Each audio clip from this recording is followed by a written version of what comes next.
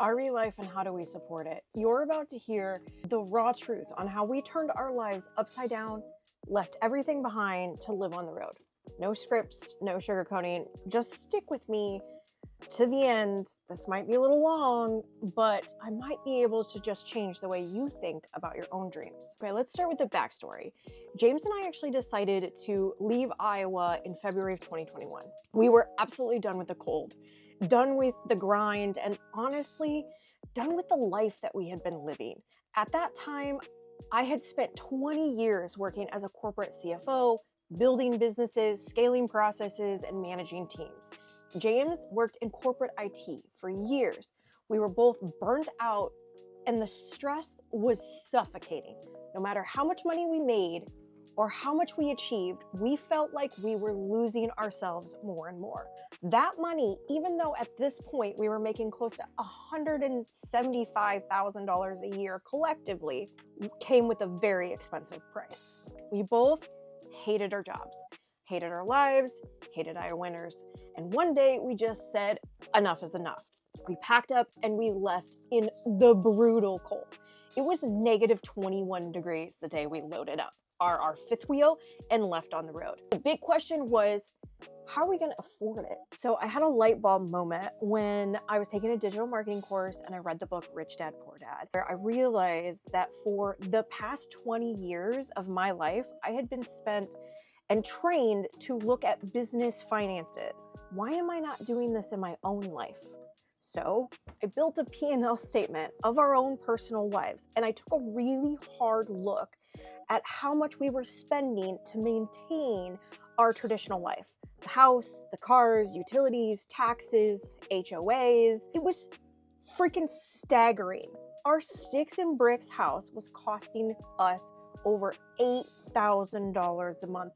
And that did not even include our hobbies and entertainment. Oh, and the vacations that we were taking just to escape the stress of this life. I crunched the numbers again, but this time for RV life. Let me tell you, it was a shocker. How we transitioned to RV life. When we bought our first RV, it was a 40-foot fifth wheel, and our mortgage payment was $500 a month. That alone was a shocker. Now, I'm not here to tell you that RV life is free, but I'll try to break it down for you.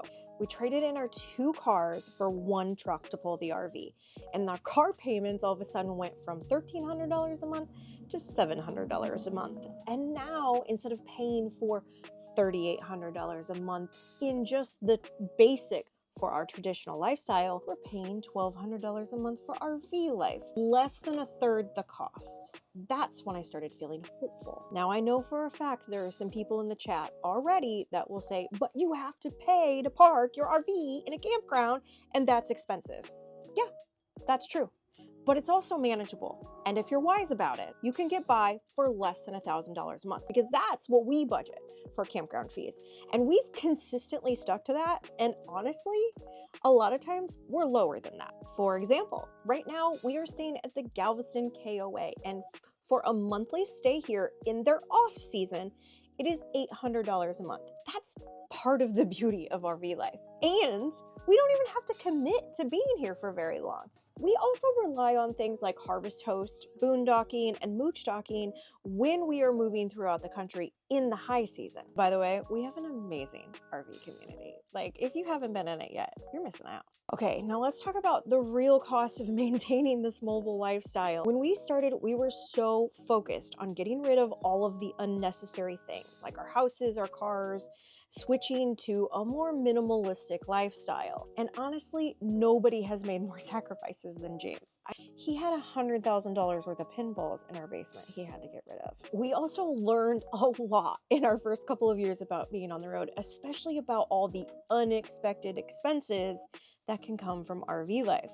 However, today, even with our Class A and our Jeep and this always on vacation mode lifestyle, our total expenses are less than $5,000 a month. I know what you're thinking. That might sound great, but what do you do about work? How do you make money on the road? here's how we are making it work. It started with changing our mindset that we needed to make it work no matter what. Unfortunately, that did start at first with keeping our corporate jobs. We did that to pay down debt and get ourselves a better financial footing.